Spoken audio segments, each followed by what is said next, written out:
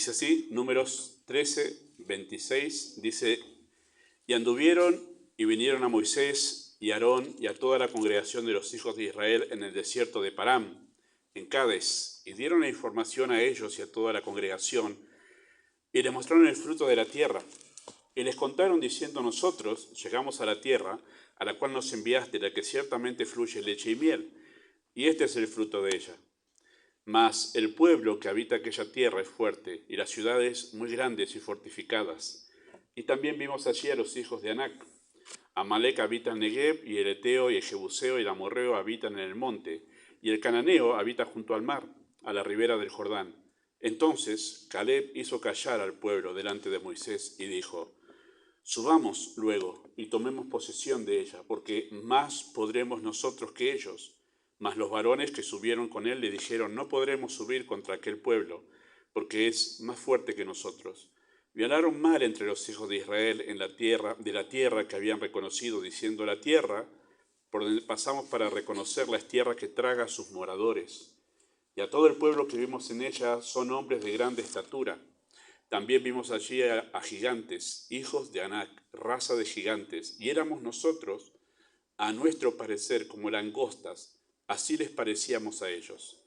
Entonces toda la congregación gritó y dio voces y el pueblo lloró aquella noche. Y se quejaron contra Moisés y contra Aarón todos los hijos de Israel. Y les dijo toda la multitud, ojalá muriéramos en la tierra de Egipto, o en este desierto, ojalá muriéramos.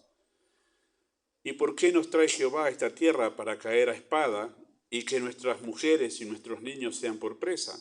¿No sería mejor volvernos a Egipto? Decía el uno al otro, designemos un capitán y volvamos a Egipto. Entonces Moisés y Aarón se postraron sobre sus rostros delante de toda la multitud de la congregación de los hijos de Israel. Y Josué, hijo de Nun, y Caleb, hijo de Jefone, que eran de los que habían reconocido la tierra, rompieron sus vestidos. Y hablaron a toda la congregación de los hijos de Israel, diciendo, la tierra por donde pasamos para reconocerla es tierra en gran manera buena.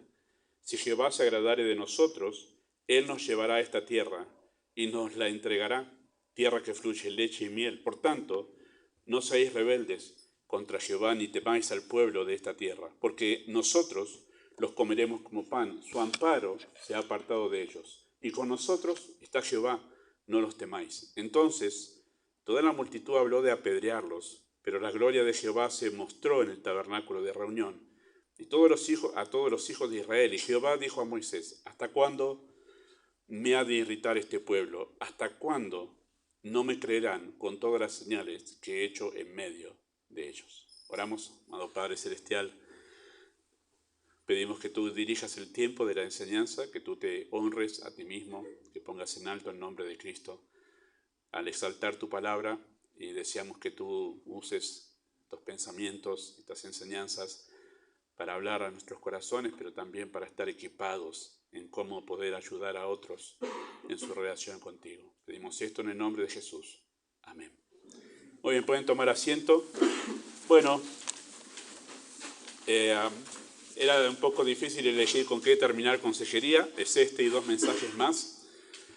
Y en cierta manera están relacionados. Ahora que estoy mirando el tema de familia, hay como que se van solapando algunos temas. Así que no estaba hecho adrede, el Señor lo fue dando así, porque vamos a hablar hoy un tema que tiene que ver con decisiones, y mañana el tema está iniciado así, en tema de familia.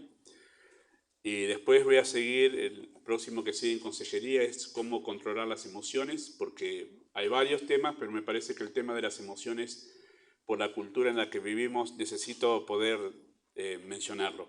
Hay mucho más que queda en consejería, seguramente en otro momento hablaremos, pero el tema de las emociones es un asunto de mucha necesidad entre los creyentes, porque somos muy, muy emocionales. La cultura nos presiona a ser así, a decidir por las emociones. Bueno, vamos a hablar de eso la próxima, y vamos a terminar con algo que también creo necesario, que es lo que se llama rendición de cuentas. Y eso es parte de la consejería, parte de nuestro ayudarnos mutuamente. No es un tema que se hable mucho. Hay una iglesia que conozco, no es de UCB, que conozco al líder y hemos hablado sobre ese tema. Ellos lo tienen implementado de otra manera que nosotros. Nosotros lo hacemos, solo que no le hemos puesto el cartel rendición de cuentas, lo hacemos de manera natural, pero tenemos que hablar de lo que es rendición de cuentas. Pero eso es algo que tiene que suceder algo natural entre nosotros como creyentes. Vamos a terminar con eso. Este mes consejería me parece que es una herramienta que necesitamos conocer, que nosotros tenemos que rendirnos cuenta mutuamente, pero no solamente cuando hay algo específico para tratar de consejería, sino natural, en el trato unos con otros. Tenemos que acostumbrarnos a rendirnos cuentas unos a otros, porque es la manera de protegernos y de ayudarnos a crecer mutuamente. Bueno, eso es lo que queda para hablar de consejería. Bueno, este pasaje que es muy conocido y además es un pasaje clave en la historia del pueblo de Israel nos va a servir para abordar uno de los asuntos en la consejería, ¿sí? Este pasaje o este evento, mejor dicho, se conoce en teología como la transgresión de Israel. Y si usted lee un libro de teología de la historia de Israel desde tiempo, lo va a encontrar así, la transgresión de Israel, porque acá es un punto de inflexión en la historia del pueblo. Es lo que cambió completamente lo que fue la vida de la relación del pueblo de Israel con Dios. Y es tremendo lo que pasó acá. Así que bueno, vamos a usar algunos pensamientos, no voy a exponer todo lo que pasó acá, pero sí algunos pensamientos de lo que sucedió en ese momento, ¿sí? Bueno, la base de la consejería es la escritura, el objetivo es cambiar la mente, amonestar, la manera es tener los motivos y las actitudes correctas, la herramienta esencial es antropología bíblica, el método es la confrontación y el proceso de cambio se llama restauración, ¿sí? Todo proceso de cambio comienza con un volver a Dios, ¿sí? Y esto implica el volver a Dios siempre en todo lo que vemos en la Escritura. El volver a Dios significa esto básicamente, es volver a darle a Él el primer lugar en nuestra vida. Eso es volver a Dios, ¿sí? Que Él ocupe en nuestras vidas y en nuestro corazón el primer lugar. Si nosotros buscamos a Dios simplemente para que me ayude en una situación crítica y en ese momento yo digo, bueno, Señor, si me sacás de esta, bueno, hacemos promesas, ¿no? Bueno, eso no es volver a Dios, eso es usar a Dios, ¿no?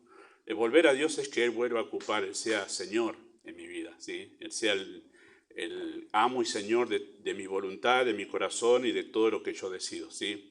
Y eso implica darle a Él el primer lugar en mi vida y renunciar a todo aquello que ha ocupado su lugar en nuestro corazón, porque si cada vez que nos alejamos de Dios es porque algo ocupó el lugar de Dios.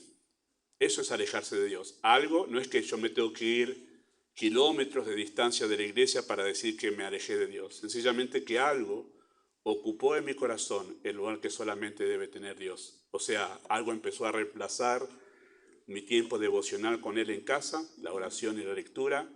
Algo empezó a reemplazar mi relación con el tiempo de adoración junto a la iglesia. Algo empezó a reemplazar mi tiempo de oración con Él. Bueno, eso que empezó a ocupar el lugar en esas actividades que tienen que ver con mi comunión con Dios, significa que estoy lejos de Dios, que me he alejado. Algo más, y pueden ser un montón de cosas. Bueno, lo que hacemos, un montón de cosas, ¿no? Que pueden ocupar el lugar de Dios, incluso uno mismo, ¿sí? Incluso nuestras propias emociones pueden ocupar el lugar de Dios. Hoy hay una idolatría por las emociones, ¿sí? Bueno, siempre se trata de eso, de que la persona vuelva a darle a Dios, al lugar a Dios en su vida que corresponde, ¿sí? Y esto conlleva, este acto de darle a Dios el lugar y renunciar a aquello que ha ocupado su lugar, esto conlleva un reordenamiento de valores, ¿sí? Y prioridades, ¿sí? Porque cuando dejamos a Dios de lado es porque Dios dejó de ser importante para nosotros. Nosotros solemos en nuestra mente y nuestra naturaleza carnal o nuestro pecado usa la justificación, ¿no? No es que yo dejé a Dios, es que ahora en esta situación... No es así. Eso es una autojustificación para no querer ver la realidad. Es que hay algo que se volvió más importante que Dios. Entonces de eso se trata, de un reordenamiento de valores y prioridades. Y que Dios vuelva a ser importante es... Volver a Dios es que Dios vuelva a ser importante. Y cuando Dios vuelva a ser importante, sus cosas vuelven a ser importantes para nosotros. La Biblia, la oración, la iglesia, el servicio a Él, vuelven a ser una prioridad. Eso es que Dios vuelva a ser importante para nosotros, ¿sí? Bueno, este tipo de desafío, esto de Dios ahora el primer lugar en mi vida y yo renuncio a aquello que ocupó su lugar en mi vida, bueno, este tipo de desafío genera una crisis espiritual ¿sí?, que nos obliga a tomar una decisión definitiva. Y ahí viene lo que algunos llaman una crisis de fe. En algún libro por ahí, de algún teólogo puede escucharlo así de esa manera. Llámelo como lo llame, pero se trata de que hay un momento que nosotros somos confrontados con esta realidad en nuestras vidas y es el momento de tomar una determinación. De eso se trata el asunto aquí. Y puesto que no podemos servir a dos señores y el lugar que Dios debe tener en nosotros no puede ser compartido con nadie ni con nada, tomar esta decisión es inevitable. ¿Sí? No hay manera de que nosotros podamos decir, bueno, no el primer lugar, pero mis emociones están con Dios, yo lo tengo acá, pero no le puedo dar el primer lugar ahora. Y eso está bien, bueno, no puede ser. Cristo ya dijo que no podemos servir a dos señores. O Dios tiene primer lugar, u otra cosa tiene primer lugar. Pero el primer lugar no puede ser compartido. ¿Sí? Entonces, tomar una determinación para decir Dios primero y lo otro secundario, esta decisión es inevitable. Somos confrontados con esa decisión, ¿sí? Y esta crisis, ¿sí?, porque se produce una crisis, ahí la palabra crisis viene del griego, que es una palabra de lo que tiene que ver con abogados y todo esto en aquel tiempo, todo lo que tenía que ver con juicios penales, ¿sí? Y la palabra crisis viene de decidir, tiene que ver con el hecho de poder discernir entre qué está bien y qué está mal, de ahí viene la palabra crisis. Y después derivó en su traducción al latín y al castellano en decisiones que uno toma en momentos determinados donde es clave, donde son momentos muy puntuales en la vida, que estoy en una crisis y tengo que tomar una decisión. Esa es la idea, ¿sí? Bueno, esta es la crisis de la obediencia. Es decir, lo que me está diciendo el pastor desde el púlpito o lo que me está diciendo el hermano que me está aconsejando y que me está confrontando con esta realidad, si yo estoy dispuesto a obedecer lo que tengo que hacer para que un cambio en mi vida se produzca. Es la crisis de la obediencia, ¿sí? Donde tomar una determinación se convierte justamente en la clave del cambio. La decisión esa es la clave para cambiar. Y ese es el punto que hay que llegar en la consejería, de decirle a la persona que uno puede acompañar, que uno puede aconsejar, que uno puede compartir su pensamiento sobre la situación, pero hay un punto de decir, yo no puedo tomar las decisiones por vos. Acá hay algo que vos tenés que decidir. Y vos tenés que determinar esto y esto, sea cual sea la decisión, ¿no? Lo tenés que determinar vos. Hay una cosa que no sé si lo menciono después, pero es que a veces a quienes aconsejamos están esperando que otros tomen la decisión por ellos. No se puede. Hay un punto donde ya está lo que hizo el consejero, la persona tiene que tomar esa determinación, ¿sí? El engaño justamente, queridos hermanos, a veces es esperar cambios en la vida de uno sin tomar decisiones radicales. Y eso es un engaño. No pasa así. Esperamos que algo espiritualmente grande pase, pero sin yo tener que tomar esas decisiones tan radicales que vemos en la Escritura, de Dios primero y de dejar de lado otras cosas, no pasa así. No va a suceder. No hay ningún cambio que pueda suceder sin una determinación radical de darle a Dios el primer lugar, ¿sí? Y erradicando aquello que se vuelve un estorbo, ¿sí? Bueno, la consejería, queridos hermanos, no puede progresar si el aconsejado no hace los ajustes necesarios en su vida para que Dios sea primero. Cada vez que Dios nos confronta con algo que tiene que ver con cosas claves en nuestra vida para poder progresar en la fe, o cosas que no las habíamos visto antes, o pecados con los que ahora nos damos cuenta que estamos manteniendo y antes no los veíamos como los vemos ahora, o lo que sea, bueno, no puede haber progreso en ninguna persona, en el aconsejado, si no está dispuesto a hacer esos ajustes, esos cambios en su vida, para que Dios vuelva a ser primero. Bueno, yo quiero que Dios sea primero, pastor. Bueno, tenés que hacer estos ajustes. Tenés que renunciar a esto, tenés que cambiar estos horarios, tenés que dejar quizá esta actividad que no es tan importante en tu vida, tenés que hacer esto, no, pero me cuesta. Bueno, ahí está la crisis, ahí está el desafío, de esos ajustes que hay que hacer para que esto pueda ser real en nuestra vida, ¿sí? Este es el punto crucial, queridos hermanos. Si no se avanza, si no se toma esa determinación de hacer un cambio, digo, ya está, basta, ya decido, si no se hace eso, entonces se cae en el estancamiento o se termina retrocediendo, que eso es lo que le pasa a no pocos cristianos, cuando son confrontados con ahora toma la determinación. Ya entendiste todo lo que Dios quiere que vos hagas. Y cuando no tomamos esa determinación, lo que sucede, si sos creyente, es muy probable que caigas en un estancamiento. No voy a mencionar eso después, eso viene después en el pueblo de Israel, pero después de que no tuvo esta determinación de entrar a la tierra prometida de Israel, anduvo 40 años. La palabra que utiliza el libro de los Salmos es vagando dentro de su corazón.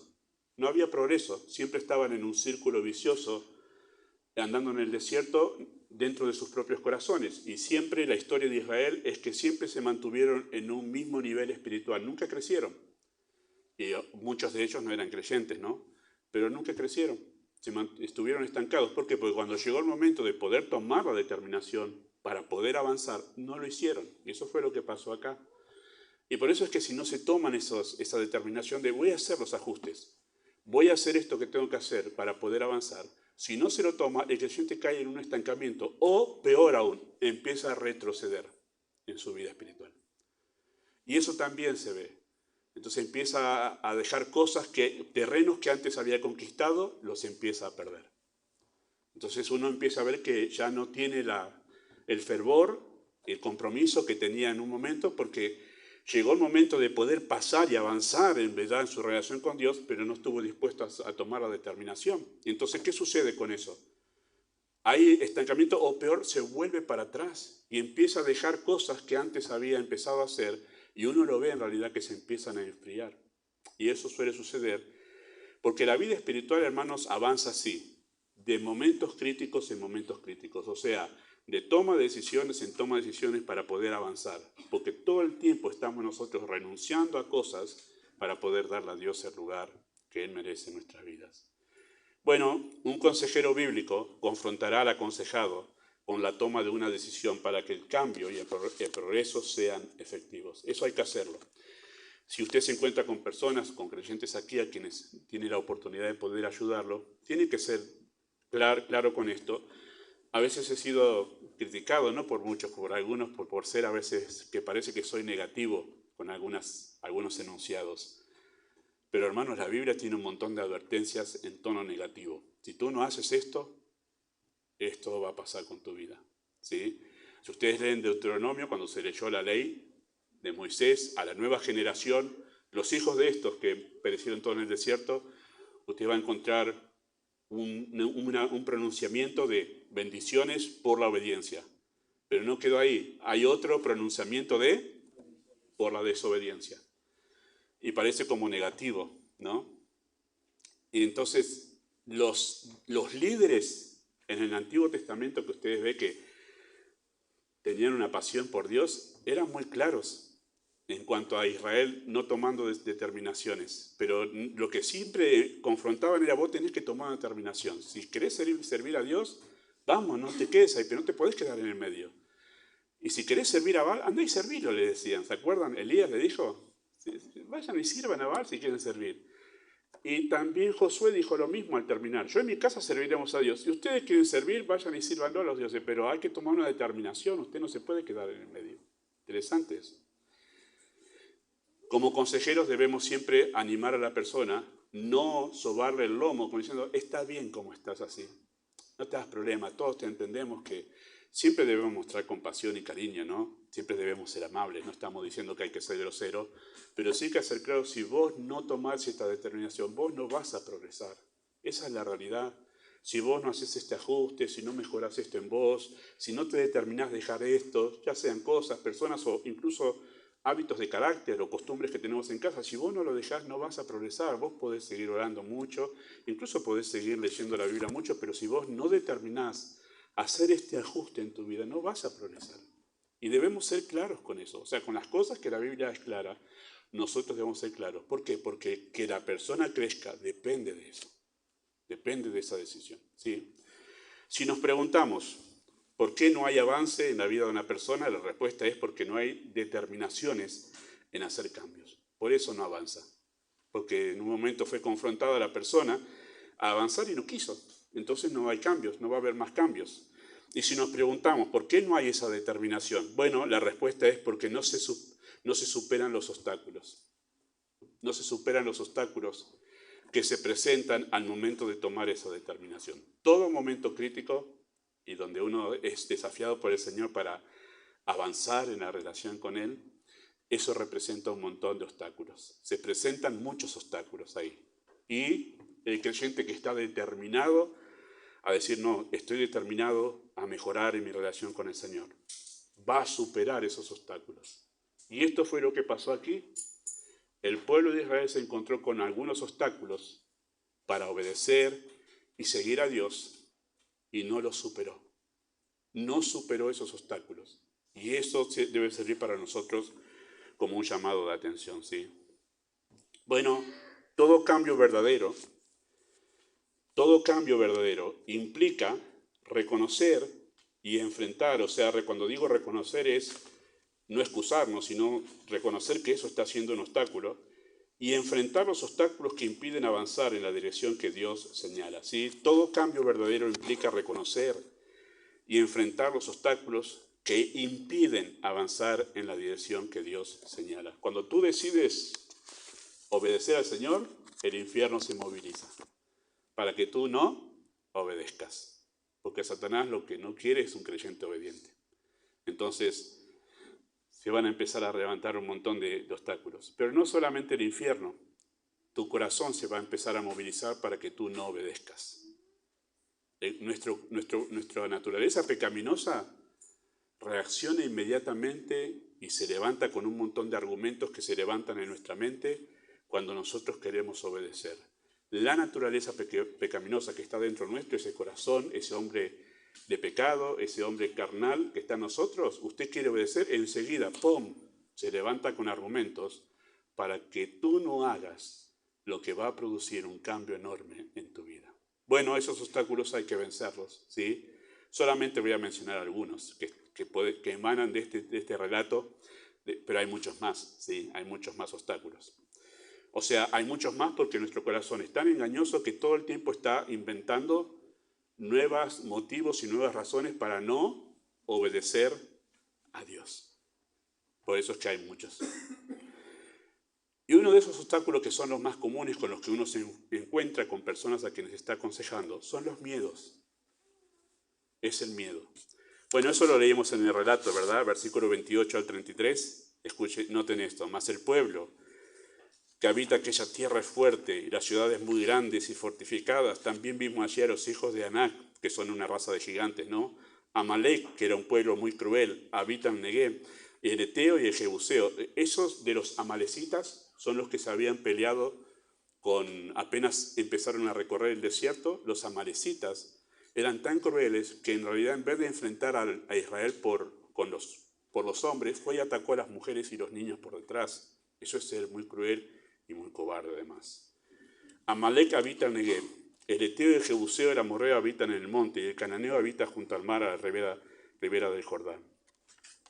Y noten lo que dice ahí también, verso 30, bueno, hizo callar al pueblo delante de Moisés, diciendo, subamos, tomemos posesión de ella, porque más podremos nosotros que ellos. Más los varones, versículo 31, que subieron con él, dijeron, no podremos subir contra aquel pueblo porque es más fuerte que nosotros. Y hablaron mal entre los hijos de Israel de la tierra que habían reconocido, y el temor llenó sus corazones y contagiaron ese miedo a los demás. No podremos avanzar en obediencia a Dios. Conlleva un riesgo. ¿Cuál es el riesgo? De enfrentarnos con esa gente que en nuestro parecer éramos como langostas delante de ellos, y a ellos les parecíamos como que éramos langostas. Evidentemente interactuaron con la gente que estaba allí en las ciudades de tierra de Canaán, y evidentemente se ve que se burlaron de que eran más bajitos, porque les parecíamos como langostas.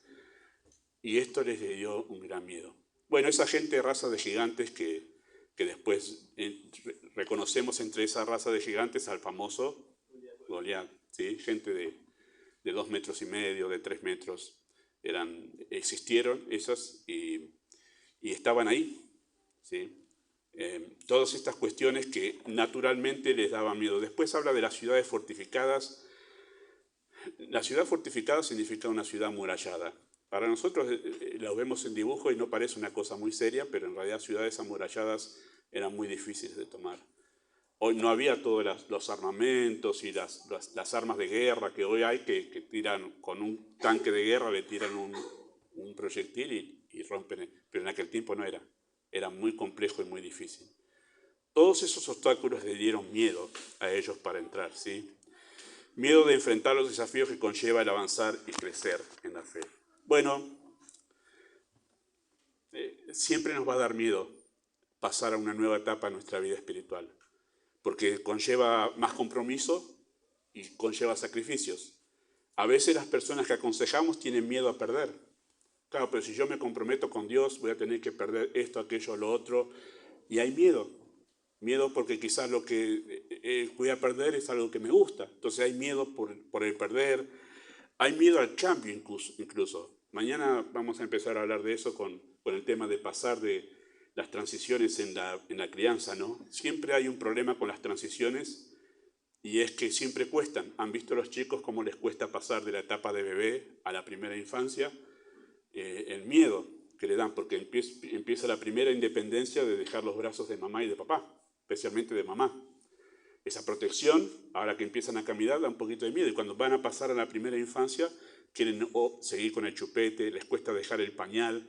Son todas señales de inseguridad del bebé, porque tiene que pasar y la transición cuesta un montón. Pero eso se da siempre, hermanos. Cada vez que Dios nos lleva y nos desafía a un paso más, nos da miedo. La cuestión es que nosotros no nos dejemos vencer por el miedo para decir no voy a obedecer. El miedo ha vencido a muchos creyentes, hermanos, para no tomar compromiso con el Señor. Miedo al sufrimiento, miedo a un montón de cosas que podemos poner aquí. Miedo al compromiso. Hay gente que sabe que se va a tener que comprometer más si avanza en esto. Y no quiero tanto compromiso. No estoy dispuesto a dar más. Y se quedan atrás. Y ese es un retroceso enorme, hermanos. Pero a veces, voy a decir claramente, son muchos que han quedado en el camino de los creyentes que por miedo al compromiso o miedo al sacrificio o avanzar en la fe que requiere más de nosotros, han quedado en el camino, han quedado atrás y han quedado estancados toda su vida espiritual. Entonces hay que superar ese obstáculo del miedo. La incredulidad, capítulo 14, versículo 1. Entonces toda la congregación, vamos a leer el versículo 11 en realidad, porque ustedes conocen el relato, ¿sí? Versículo 11 dice, Jehová dijo a Moisés, ¿hasta cuándo me ha de irritar este pueblo? ¿Hasta cuándo no me creerán? ¿Sí? Había incredulidad, ¿sí? Expresada a través de la queja y la desconfianza que vemos ahí en todo capítulo 14. No decidir avanzar es una muestra de desconfianza, queridos hermanos, en el poder, la sabiduría, el amor y los propósitos de Dios. Además, cuando uno lee el relato, inmediatamente que termina toda esta situación donde ellos están a punto de apedrear a Josué y Caleb. Y en ese momento aparece la gloria de Dios, y entonces interviene Dios, y Dios le habla al pueblo a través de Moisés. Dios le habla a Moisés. Y Dios dice, los voy a exterminar a todos, te voy a poner a vos sobre un pueblo mejor. Eso es lo que le dice. Y Moisés intercede por el pueblo. Y la razón por la cual intercede a Moisés es porque ¿qué van a decir los egipcios de ti, Señor? Van a decir que tú no pudiste llevar este pueblo a la tierra prometida. Le preocupa el testimonio de Dios. Pero en ese momento hay una decisión muy drástica de Dios, o sea, un intento, hablando humanamente, de una decisión muy drástica, ponerlo a Moisés sobre otro pueblo. Y uno dice, ¿tan grave era esto? Sí, era muy grave porque en el contexto, no quiero hacerlo por largo, pero en el contexto Dios le dice, todo este pueblo que ahora tiene miedo de entrar ahí, todos ellos vieron ¿qué cosa? Vieron cómo Dios destruyó a una potencia mundial que era Egipto. Egipto era potencia mundial y Dios liberó al pueblo de Israel ahí. Y dice, todos ustedes vieron lo que yo hice con brazo extendido en Egipto. Y ahora ustedes no creen que yo puedo darles a ustedes esta tierra y vencer a toda la tierra de Canaán, que son, en comparación con Egipto, menor potencia. Y ustedes no creen. Había una desconfianza en el poder, la sabiduría y los propósitos de Dios. Toda una desconfianza de incredulidad. Y no son pocos los creyentes que no avanzan porque están más pensando en sus propias incapacidades, y en sus propios problemas, y en sus propias limitaciones, que pensando en el poder de Dios para avanzar y crecer en su vida espiritual. Y eso no ha sido realmente algo menor en la vida cristiana o en la vida de iglesia, que no son pocos los creyentes, hermanos, que se han dejado vencer por la incredulidad. No avanzan porque no confían en Dios. No asumen responsabilidades de servicio al Señor porque no confían en Dios. Están tan centrados en sus incapacidades, yo no puedo, y yo no estoy capacitado. Y bueno, capacitate. Sencillo, ¿no? La verdad. ¿No te has capacitado? Capacitate. Si estás determinado a servir. Pero capacitarse es y sí, claro que es trabajo y años. ¿Pero no lo vale servir a Dios? Sí que lo vale. Pero no avanzan porque no confían en el poder y la sabiduría de Dios y en sus propósitos. La otra es el conformismo, el otro obstáculo. Versículo 3 de capítulo 14. ¿Por qué nos trae Jehová a esta tierra para caer a espada? Y que nuestras mujeres y nuestros niños sean por presa. Y escuche lo que dijeron. ¿No nos sería mejor volver a Egipto? En Egipto ellos, hermanos, eran esclavos, y los trataban como esclavos. Y eran la mano de obra del imperio. Y que se había agravado esa mano de ese trabajo porque los egipcios dijeron, no vamos a dejar que estos crezcan y después se levanten contra nosotros. Y eran burros para el pueblo de Israel. Eran burros de carga. Y ellos querían volver ahí, porque preferían volver a ser esclavos que enfrentar este compromiso y avanzar y creer que Dios les iba a dar esa tierra. Y esto se llama conformismo. No estoy tan bien en la situación que estoy, pero tampoco quiero algo que me exija más. ¿Y sabe cuántos creyentes hay que se conforman con lo que son, en cómo están, y nunca crecen? Se llama conformismo, es un obstáculo que hay que vencer. No, pero yo estoy bien así. Aquello requiere más sacrificio. Y me gustaría, pero tanto no. Y se conforman con la vida espiritual mediocre que llevan. Eso es triste. Se llama conformismo y es un obstáculo que hay que vencer. Hay que tener una visión mucho más amplia y más extensa que mi pequeño mundo, mi pequeño universo. E ir más allá. Porque lo que estaba pensando el pueblo era su propia seguridad, su propia integridad física y emocional. Y ese temor a ser dañada su integridad física, le dije, no, mejor, aunque estamos peor, pero por lo menos no me va a agarrar un gigante.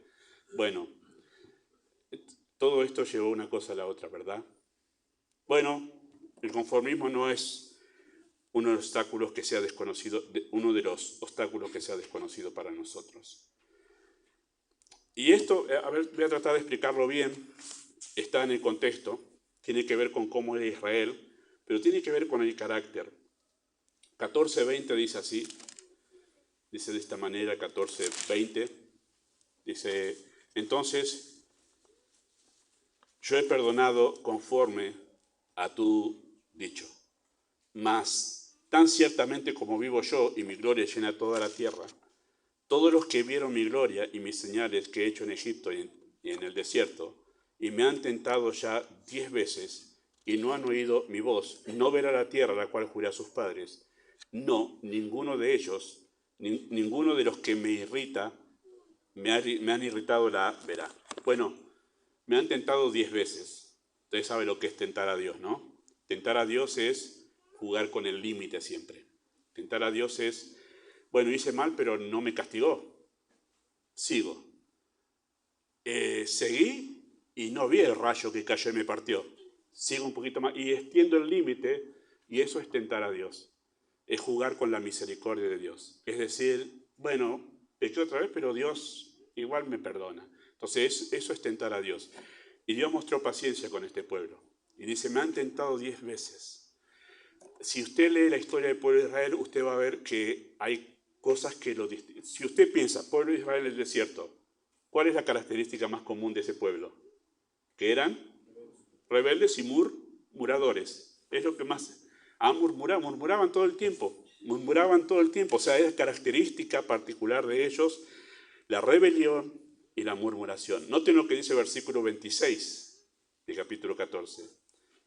Y Jehová habló a Moisés y a Aarón diciendo, ¿hasta cuándo oiré esta depravada multitud que murmura contra mí las querellas de los hijos de Israel que de mí se quejan?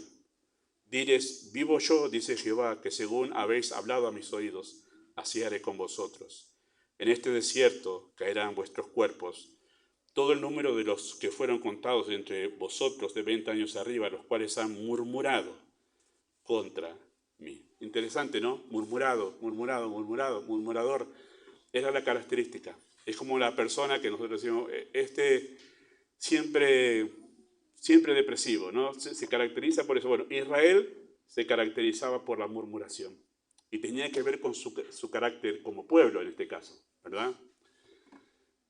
Ahí llegó al punto que quiero compartir con ustedes, que entiendo no solo se ve ahí, sino que es un obstáculo para muchos. Su personalidad suele ser un obstáculo para crecer. Algunos no pueden salir de sí mismos. Han creado un carácter y una personalidad, porque a veces tienen una personalidad y la modifican debido a circunstancias, pero han sido criados de una manera, han sido influenciados por distintas circunstancias, su carácter ha sido moldeado, y su carácter ha sido moldeado muchas veces con ser una persona temerosa, dubitativa, una persona que no resuelve nunca, y entonces su carácter le es un impedimento para poder avanzar. ¿Por qué? Porque nunca determina. ¿Ha visto las personas por las que otros siempre toman decisiones, porque nunca, siempre está dudando de todo? Bueno, esas personas no avanzan en nada en realidad, y mucho menos en la vida espiritual. Lo que tenemos, esos son los casos más difíciles, quiero decir, en consejería, porque hay una modificación del carácter que hay que lograr, que la persona vaya más allá de sí misma, más allá de sus complejos, podemos decir, y determinar obedecer a Dios más allá de sí misma. Acá levanta la mano uno de ese club, que pueda estar enseñando, ministrando en una iglesia. Una locura. Si yo pudiese hablar con el Gustavo en el tiempo, pudiese doblar el tiempo como algunos piensan y volver para atrás y hablarle a Gustavo y decirle, mirá que vas a ministrar una iglesia, y dice Gustavo, me diría, está loco, me diría. Por mi personalidad que tenía antes.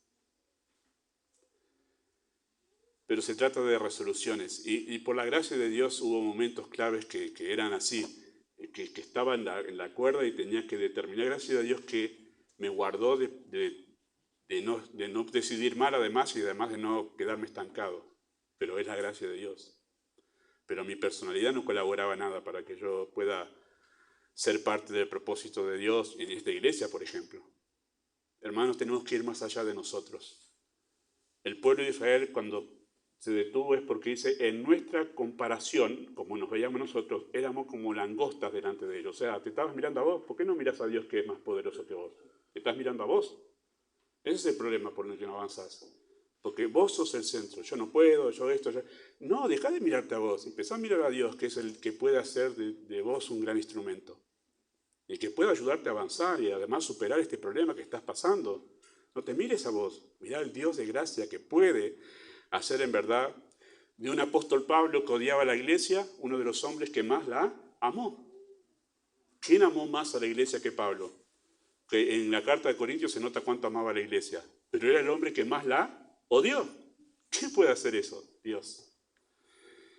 Entonces, hermanos, hay que superar estos obstáculos para poder crecer.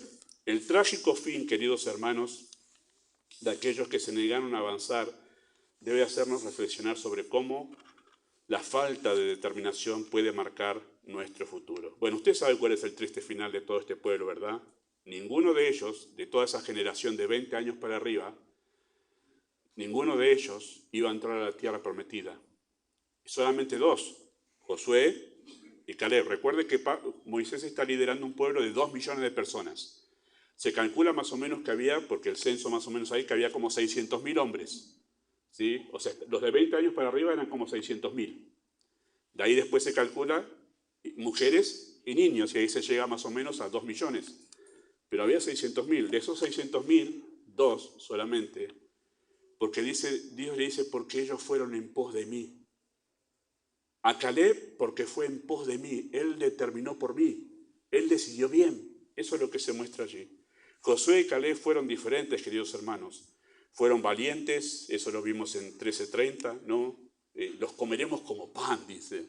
O sea, sí, más grande que yo, pero me lo voy a comer como pan. Porque con ellos, su amparo se apartó de ellos, pero con nosotros está Dios. Estaban confiados, 14:6-8, ya lo vimos eso, 14:6-8, que por lo que estaban diciendo ahí después los querían apedrear, pero estaban confiados, ¿verdad?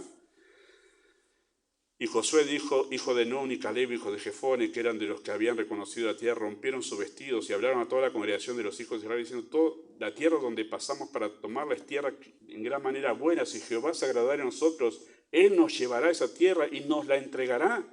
Tierra que fluye leche y miel. Había una fe tremenda en las promesas de Dios. Estaban determinados, sí, había una determinación, versículo 9. Por tanto, no seáis rebeldes contra Jehová, ni temáis al pueblo de esta tierra. Qué exhortación, ¿no? Porque nosotros los comeremos como pan. Su amparo se apartó de ellos y Jehová está con nosotros. Y además tienen una personalidad tremenda. Noten lo que dice 14:24. 14:24 dice así. Pero mi siervo Caleb, por cuanto hubo en él otro espíritu, y decidió ir en pos de mí. Noten la construcción gramatical. Hubo en él otro espíritu, y como hubo en él otro espíritu, decidió ir en pos de mí. Esa palabra espíritu es carácter. Hubo en él otro carácter, otra personalidad, otra forma de actuar. Es otra persona. Y como él en su carácter, tiene este carácter, decidió ir en pos de mí. Entonces, ahí está el tema, el asunto de la personalidad, que tiene que ver mucho con obstáculos para poder seguir a Dios. Bueno, todo lo contrario a toda esa multitud que cuando tuvo que decidir, no decidió. Y la consecuencia fue trágica porque todos ellos murieron en el desierto. Se tuvo que tomar 40 años. O sea, hermanos, si usted lee la Biblia, usted lee el libro de Josué y ahí entran a tomar la tierra prometida. Tierra prometida que Dios le había prometido a Abraham. Es que cuando Moisés es enviado para liberar al pueblo es para que ellos entren a tomar la tierra prometida. Dice Deuteronomio, 11 jornadas hay entre Cades Barnea y la tierra prometida. 11 jornadas es 11 días. Ellos salieron de Egipto, 2 años siendo instruidos en la ley de Dios y en la vida santa y en la adoración a Dios, y después de ahí reciben la orden, vayan, entren porque ya está, les voy a dar la tierra. Solamente 11 días los separaban. ¿Y cuánto tardaron para entrar? 40 años. ¿Por qué? Porque no decidieron. No tomaron la determinación de obedecer a Dios. Y hermanos, no estoy siendo exagerado para decirles que no son pocos los creyentes que por no decidir se pierden de muchas bendiciones de Dios. Es la verdad. Por no determinar, seguir creciendo y obedecer al Señor. Me gusta lo que dice Salmo 50, verso 22, lo tienen aquí, y 23. Entended ahora esto, los que os olvidáis de Dios, no sea que os despedace y no haya quien os libre. El que sacrifica alabanza me honrará, y al que ordenare su camino, le mostraré la salvación de Dios. El que tiene la determinación de empezar a ordenar su vida, poniéndome a mí como primero en su vida, a él le mostraré la salvación de Dios. Y voy a hacer mi rol de predicador en realidad en esta tarde para terminar esto. Pero más allá de lo que es la consejería y todo esto que estamos hablando, quizá tú estás siendo confrontado en este tiempo por Dios para tomar una determinación. No desaproveches esa oportunidad, porque cuando nosotros rechazamos la voz de Dios, después la voz de Dios se apaga y no nos vuelve a hablar. Y no nos vuelve a hablar. Son oportunidades que da Dios para que nosotros podamos avanzar en nuestra relación con Él. Y no arruinemos nuestra vida. No arruinemos nuestra vida. El consejero llega hasta un punto. Y cuando llegó a ese punto, el aconsejado es el que tiene que tomar determinaciones para ajustar las cosas necesarias para poder avanzar en su vida espiritual. Amado Dios, solo tú conoces nuestros corazones y conoces los corazones de cada uno aquí. Y más allá de la enseñanza en consejería, deseamos que el mensaje pueda ser confrontativo para despertar el corazón de aquellos que están dubitativos, que nunca terminan de resolverse en sus corazones contigo. Que tú sigas hablando a sus corazones para que definitivamente puedan determinar ponerte a ti como lo primero en sus vidas. Deseamos eso. No son pocos los creyentes, Padre, que han fracasado en esto, que han quedado en el camino, estancados, girando dentro de sus propios corazones, sin avanzar, sin progresar. No deseamos ver una vida espiritual para esta iglesia así. Deseamos ver una iglesia pujante que pueda ir dando pasos de obediencia y avanzando, asumiendo compromisos en su vida, pero más aún fortaleciendo su relación contigo.